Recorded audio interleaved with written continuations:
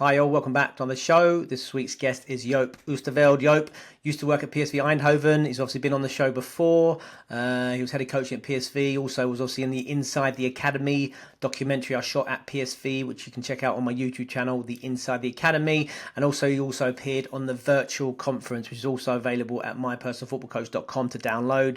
Him and many other top practitioners from around the world presenting. So yeah, big friend of the show, big friend of mine actually, someone I come to know really well and we chat quite often. Top guy, top practitioner, someone who's really obsessed with football. Moved to Sweden, to BK Häcken in Sweden this season as a transition under 19s transition coach, and then very quickly because of circumstance became caretaker, first team coach, head coach of the first team, the men's team.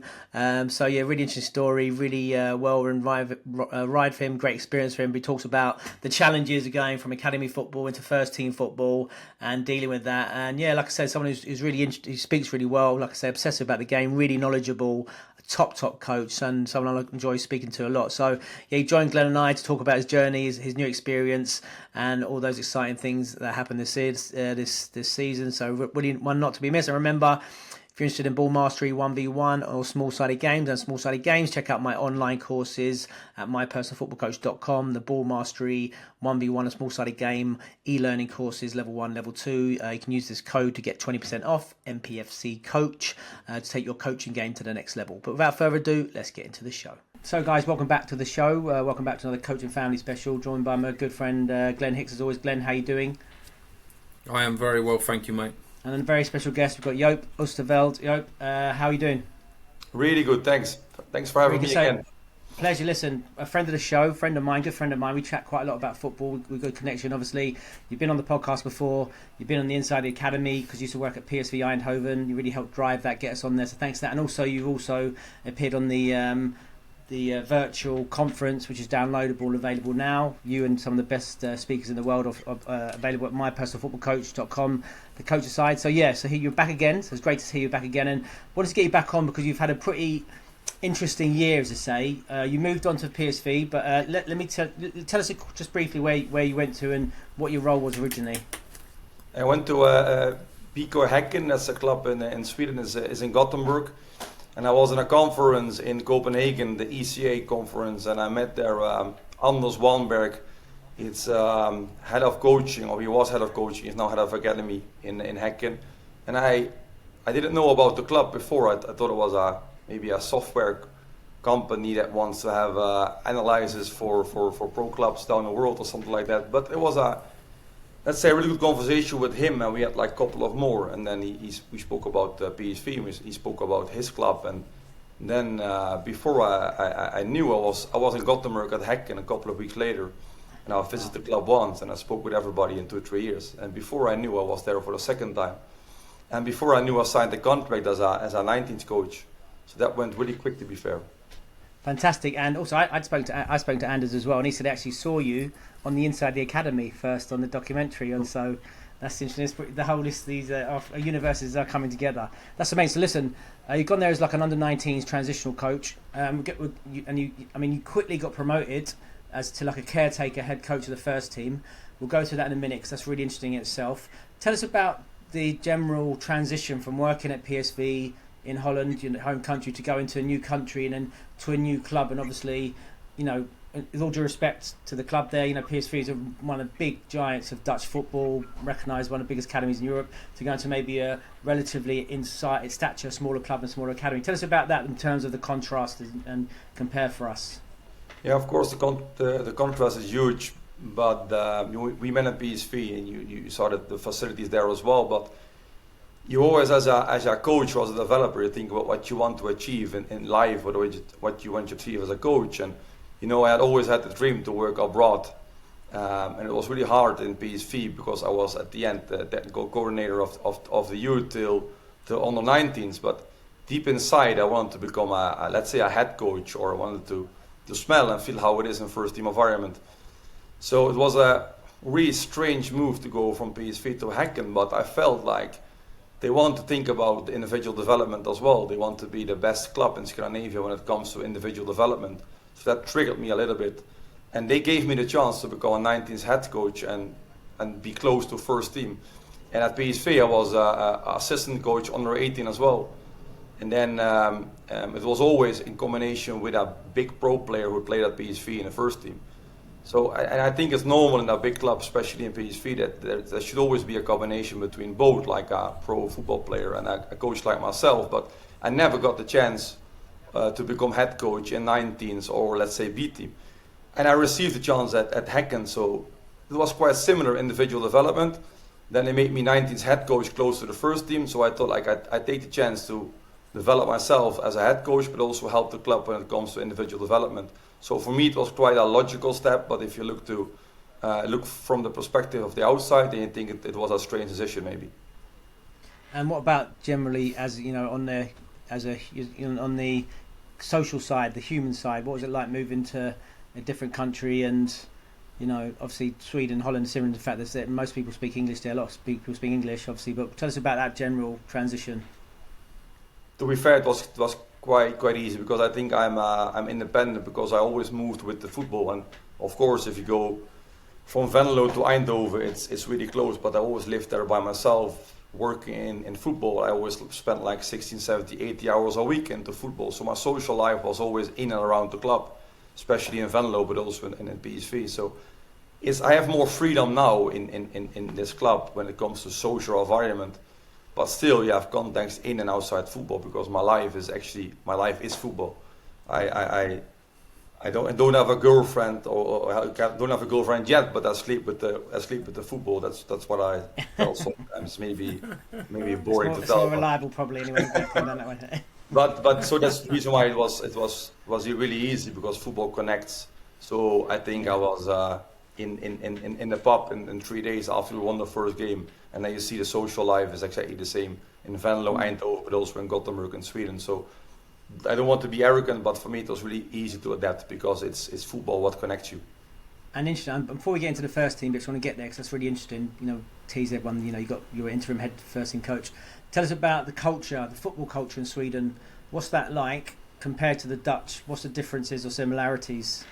You can't say it's completely the opposite, but I went to the 19s, and it was like their passing, their position game, the way how they played, like the passing game in football, that was really, really good, and they all wanted. I mean, they still want to run. So if you speak about intensity, this country or those players, they are so intense. They want to run. They want to do anything. But the only thing they don't want, or they need to develop, let's say it on that way, is that they want to follow. That's one thing. They want to pass. It's a lot of tactics. It's a lot of like 4-4-2, mid-block, low-block defense, and working hard. So the difference is that we had like, from 11 players, we had 6 dribblers. In Häcken, but I think in general in Sweden, you have to pray for 1 or 2 dribblers. So then the football is like the opposite from Holland, because there it depends all about what you can with the ball, 1 against 1. And if you're a passer in an academy, you're quite boring. If you're a really good defender, but you can't outplay with a dribble, they don't select you in big academies in Holland. But here in Sweden, it's a lot of those players that also can reach the first team. So football-wise, less dribblers, more passes. Comparing to Holland, we are quite arrogant. We want to make our own decisions. We want to take an initiative, but the Swedish people are more like they want to follow and they want to do it together, instead of having one player who can outplay everybody with a dribble, scores 3 times. That's something that they don't like, because you need to stay humble as well. Interesting. Glenn, you want to come in with anything here before let's take over? Yeah. First of all, it's a pleasure to catch up again with you. And I remember that same obsessive comment you said about 80, 90-hour weeks when you was at PSV. It's 7-day-a-week grind, so it's interesting to see it's exactly the same at the first team. I was going to say, it's interesting, you know, this week yet again, Saul, this is just a general comment to go into some of the stuff you're saying. Like you said there, you hope for the dribblers. And I find it, again, I know we talk about this a lot, Saul, but last night, you know, I really enjoyed yet again watching PSV with a young lad, Desiree Doué, and Kavica Kvaratskhelia, easy for most of us to say. And then at Barcelona as well, Rafinha and Lamine Yamal, and there's still this individual element of brilliance, just audacity, brilliance, doing things off the cuff.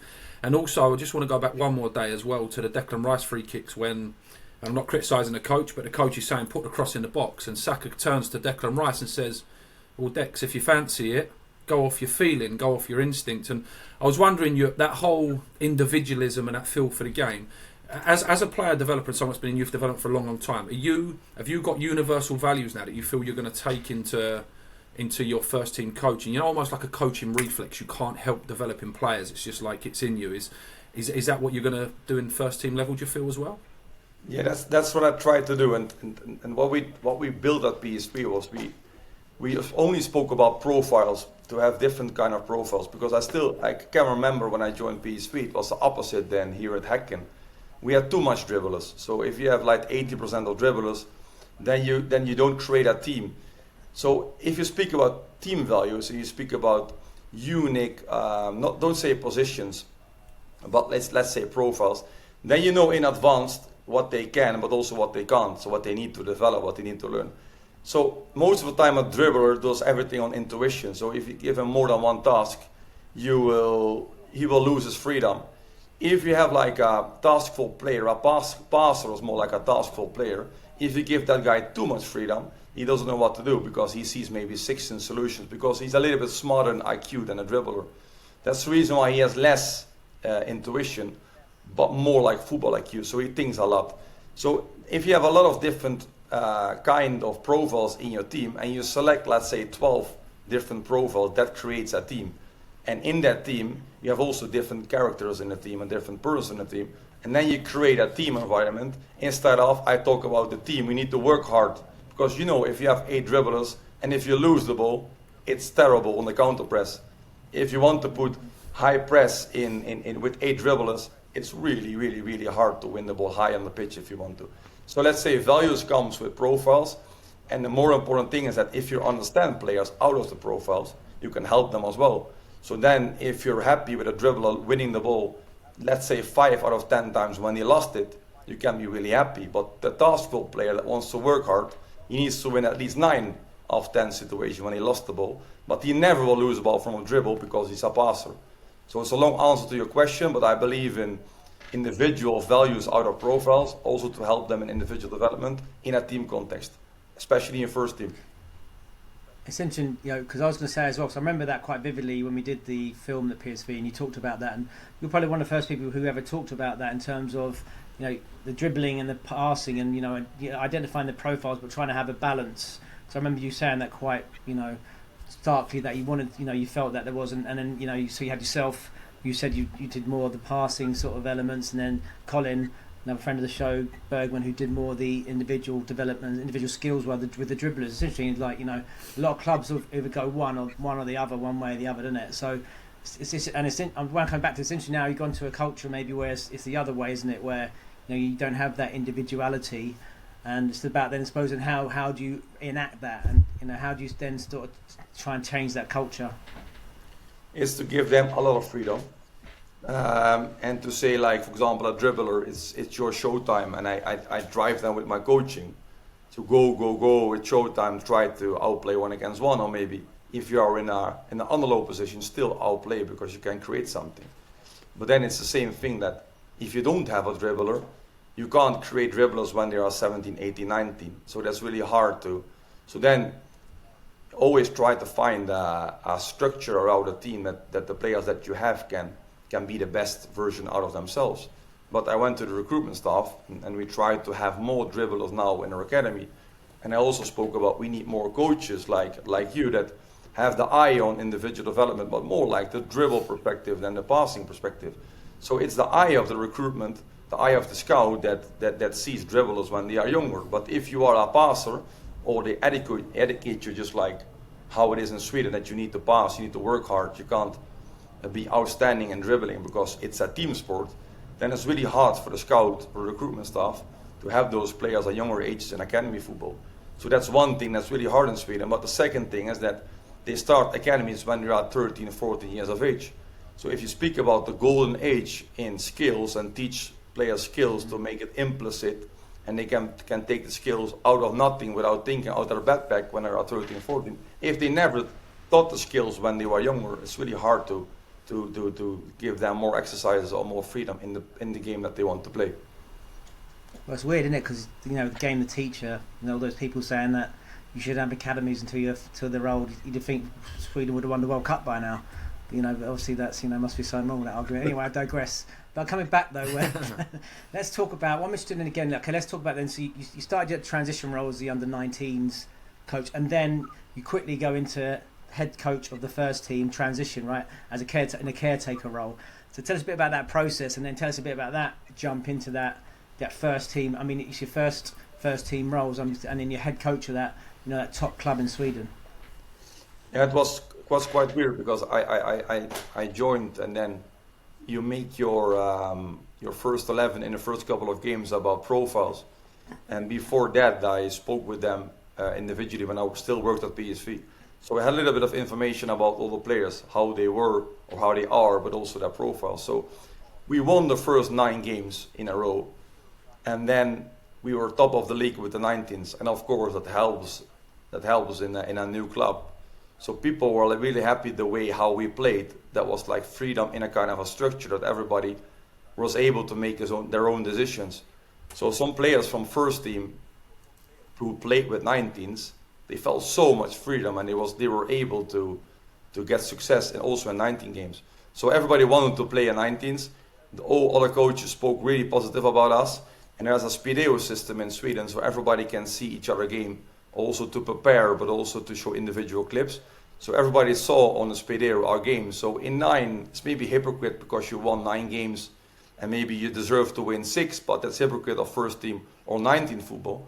Everybody was like, not aligned, but everybody wanted to see the under 19s with a new arrogant Dutch coach. And then after 9 games,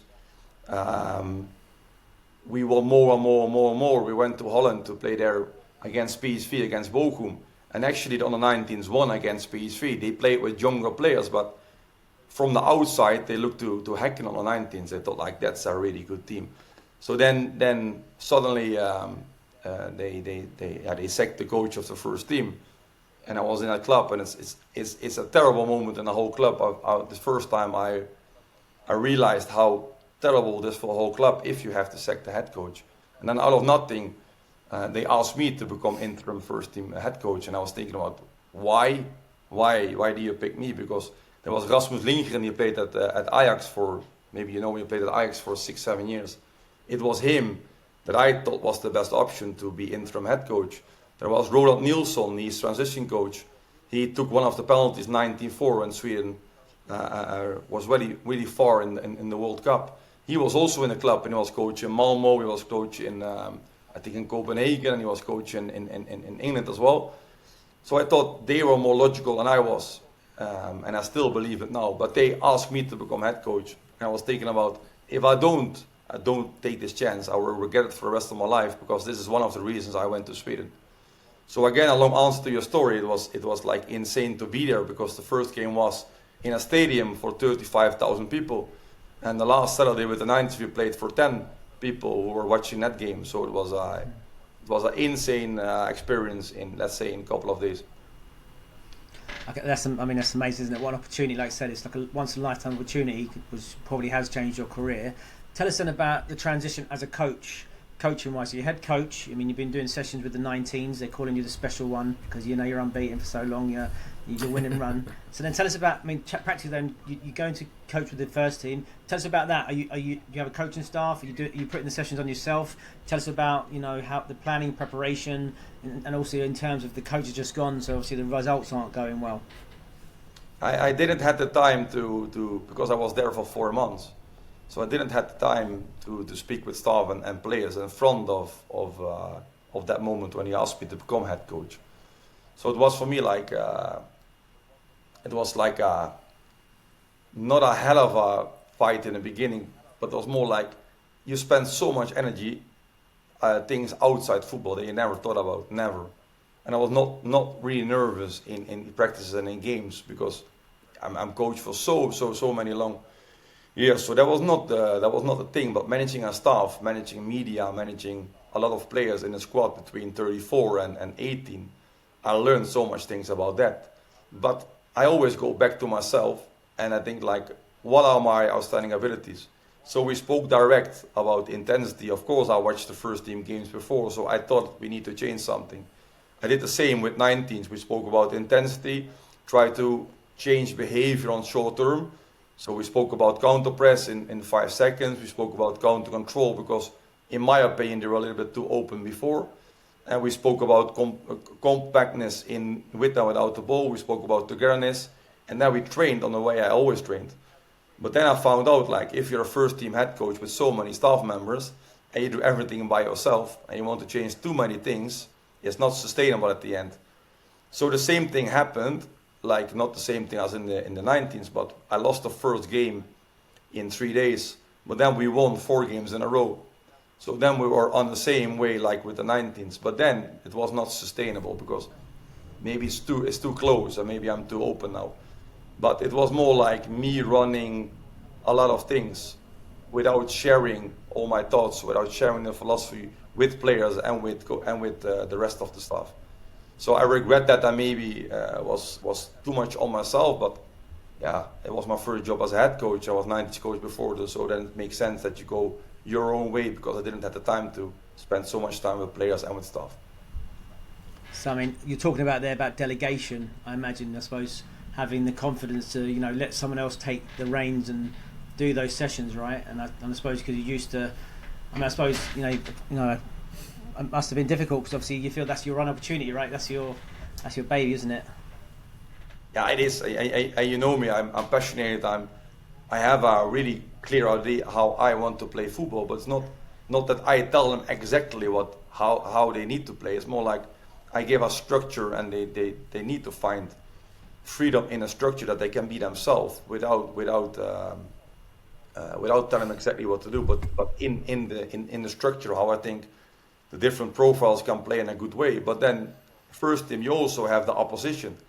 So my first game that we played, that head coach told me that him and their staff watched my last 6 under-19s games to get to know me as a coach. So you can see how insane that is that they watch me with the 19s. But then after 4 games that we won, they create like a tactical plan against us. So they killed our, let's say, strengths, and they tried to punish us and weaknesses. And that's first team professional football. And I was maybe too naive about those things. I'm too romantic about playing that game of high press, counter press, and build up till the last moment that you have to play the long ball. So maybe I was too romantic, but still, I'm so happy I did it because now I have so much precious information that I can maybe help me in the future to become a better coach. And like you said, management is maybe the most important thing for a first team head coach in this modern time of football. Interesting. Glenn, want to come in there, mate? Yeah, I just want to link something you said a while back early in the conversation to now as well. So in youth development, you spoke about football IQ and intuition and knowing that there's a clear difference in there. Would you just dig in a little bit deeper to that? And also, like in youth development, we've all got our end of year sheets for kids, the physical, the technical, the tactical. In terms of the metric systems for first team players, because obviously, look, they're at a more competent level. Do you have like a similar system on how to spot that, your metric system? Like, again, not having a massive team of staff around you, but I presume you would need a bigger team of staff. How have you coped with that? And could you tell us a little bit more about what you see as the difference between someone with a high football IQ and high football intuition or instinct, as you said? The good thing, I go back to PSV because the good thing there is that they measure everything. So they have like cognitive tests, physical tests. You can work longer with players. So then, let's say, if you want to get to know the players on all aspects we speak about now, then it costs you at least 1 year or 2 years of their development. So that was quite easy, especially in a foundation phase with players at PSV. But now in first team context, you never have the time to spend more than a year to get to know the players because the first team expects you to win every game. The club and the context demands you to win and play good as well.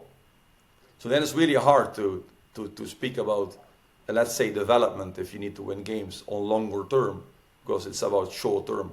So then sometimes it's a hypocrite that if you win a game 1-0 with set pieces, the harmony in the team is so good and it's togetherness and we can work hard because we conceded 0 goals. But then if you go back to the youth academy and development, I think the context is way different. But I still believe if there are a lot of good clubs in the world that think about long-term development as well. I think in the first team, and again, maybe it's naive, And really believe that in first team, if you want to develop things on longer term, you also can succeed in short term, but also on longer term, if you do it in a proper way. But then again, you need like a lot of tests to make it as objective as possible in football. And then you need a lot of resources around it. And then you need, like you said, a big staff. But if we, with 3 people, watch Barca, we all see different things. So first we need to speak each other. We're gonna observe 3 subjects, and then we're gonna speak about it instead of do your own thing and observe a game. So yeah, there is a lot of different contexts in first team and academy, but I still believe it's quite similar. But that's maybe again naive. And what about, talk about in-game management? Like I say, you talk about you're playing in front of thousands of play people now, lots of people. How do you manage that in terms of dealing with that, the added press, the pressure, the intensity, that sort of thing, and trying to do those tactical things and get those, communicate to the players, that sort of thing? Yeah, it's really hard because at the home game there were like 5,000-6,000 people watching, so I was able to shout to the other side of the pitch. But we played also 35,000 people. Then it was really hard for me to communicate with the players. But to be fair, I felt one time pressure because it's a crazy system in Sweden that you work for the cup. So I had to play 1 cup game against a second division club. It was in between 2 important games. And I didn't play with the strongest 11 players. And then we were 2-0 up, and I want to promote youth players. So one left fullback came in he was 3rd left fullback, so he came in after 60 minutes when we were 2-0 up. And they scored 2-1 after 75 minutes. And at the same moment, 2 youth players were ready to jump in the game. So then were like 3-4 new players with the first game in first team football. But then they scored 2-1 and 10 minutes to go. And then I felt for the first time pressure because I didn't gamble, but I wanted to give opportunity to youth players to align that with the first team as well. So that was the really nervous thing. But in the rest, like, if you stand by your philosophy and you have engagement in the game and you feel it goes really well, then there was a moment I Galway in 35,000 people, where I was for the first time in my life able to sit down and enjoy the environment. And then those 10 minutes were maybe the best in my life as a coach, because then you realize, why am I here coaching the first team? And we're gonna win against number 2 in the league, and 35,000 people are angry on me and on the team because we're gonna win the game. And that was maybe the best motivation ever.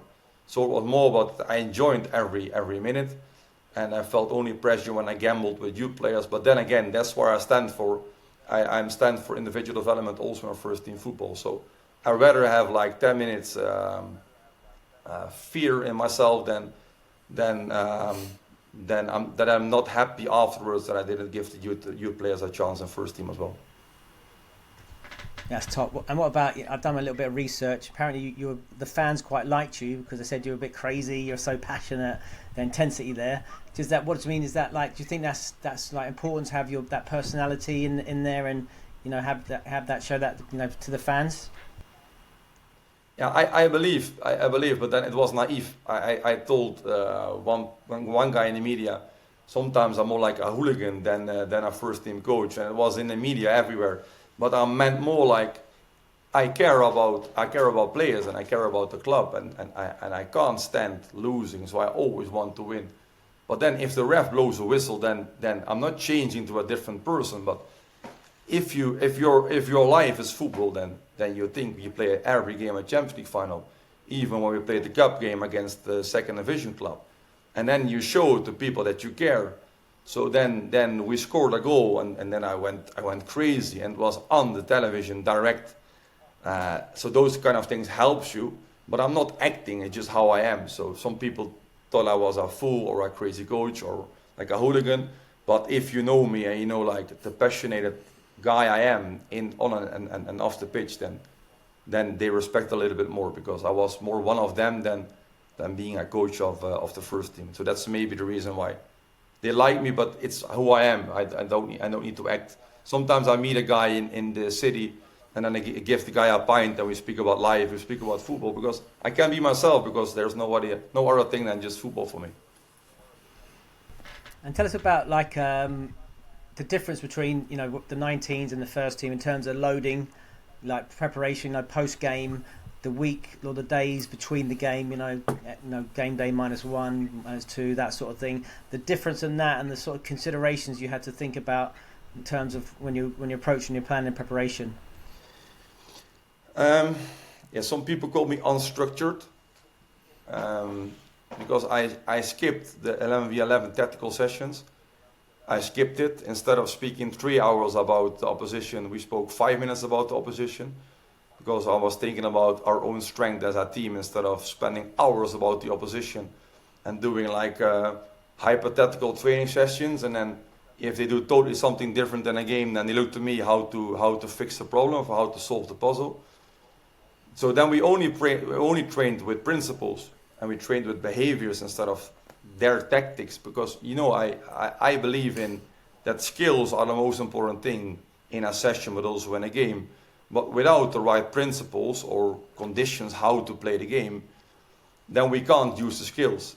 And if we only think about what the opposition will do, then we lose freedom in the game how we want to play as well. So then players are more robots than they can make their own decisions.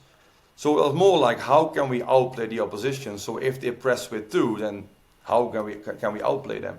So instead of having tactical sessions that I told them exactly what they needed to do, it was more like I gave them questions how to solve mini games on the pitch. And so I changed everything. But then again, if you look from the outside, or if I'm not the guy that shares all my thoughts that I have in my mind, then it looks like a puzzle, it looks like unstructured. But if you understand the cycle with the skills, so let's say we want to play through the press every time, but if we're underloaded, we can't play through. But if you don't have an open body position to turn, you don't have the right awareness to scan so you can turn, or you don't have the skills to turn because you only can use your left or right foot, then it doesn't make sense to speak about tactics. So they looked like unstructured for people around, and maybe some people in the first team as well. But that's where I believe in. So there was no difference in 90s than a first team about load, because we trained crazy. We were like really intense in the way how we wanted to train.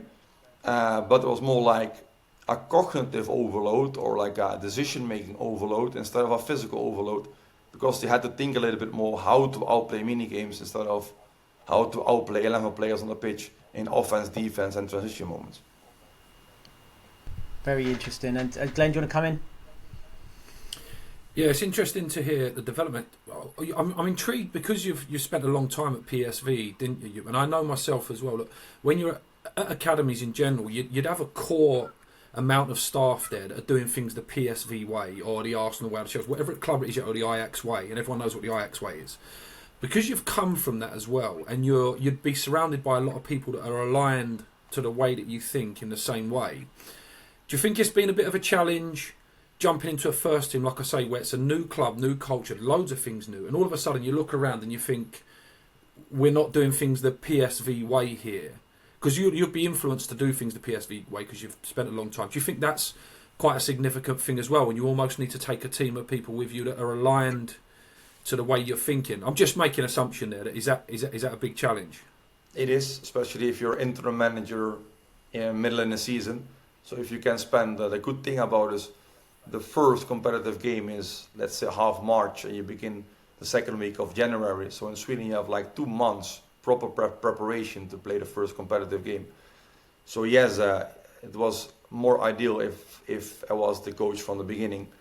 But also at PSV, it's like, you know what it is? I don't believe in a DNA. I don't believe in a way how people play, or how way our youth development works. Because I believe DNA and the philosophy is in people. And what we built at PSV is not completely different than before, but it's just another way of thinking. Because at PSV, after 4 or 5 years, nobody spoke about teams anymore. Everybody spoke about individual development. And Saul was there, he faced it with his own eyes. We never spoke about teams. I was assistant coach of Theo Lucius in under 18 of PSV, and he was responsible for the offensive. I was responsible for the offensive part, and he did the defense. We never trained 11v11 in the whole season. Sometimes we played with 7 players on a -1 because the other 4 players were in the B team playing a competitive game on Friday evening. So we made our lineup and we made our tactical plan 10 hours before the game. And we never trained with those players. And still we became champion because we won against Ajax. So we won against other teams that play more with the same 20 players. They train more with the same 20 players. They have the same staff every day. And we made more of a philosophy at PSV that you'd play in a team context, but you develop individuals. And you as a 17 coach are not responsible for your own group. You're responsible for 17, 16, 15s when it comes to individual development. And all the coaches were with each other on the pitch. So you have more like a objective opinion about people, because instead of you making decisions as a head coach, you make decisions with 10 different people. So I still believe that was the biggest difference PSV than this club. But if everybody in a couple of years thinks in the same way, then you get academy or you get a first team that can win matches out of profiles, out of individual development.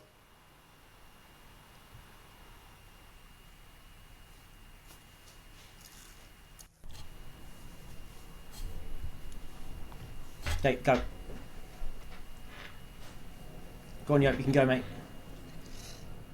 Yeah, we spoke about, like, when we became champion with under 18, I was assistant coach of Theo Lucius, and he was like responsible for the defensive part, and I was responsible for the offensive part. And we always spoke about individual development in a team context. So we never trained 11v11. We never trained tactically. And then we still became champion. We beat Ajax in the finals. And we compete about clubs that train with the same 20 players every day. They work with the same 20 players and the same staff every day. And we were more thinking about adaptability. And that was more like a way of thinking in the whole academy of PSV that, let's say if you're under 15's head coach, you're not only responsible for your own players, you're responsible for all players in 15s, 14, 13s and 12 because you train with them down the whole week. And sometimes if you have like a late mature player on under 16, he was able to play with 15s as well. So then instead of playing with your best player, you have to move your best player up to 16s and 17s, and you have to take a late mature player from 16s in your team, maybe against a top club on Saturday, but you never work with the guy down the whole week.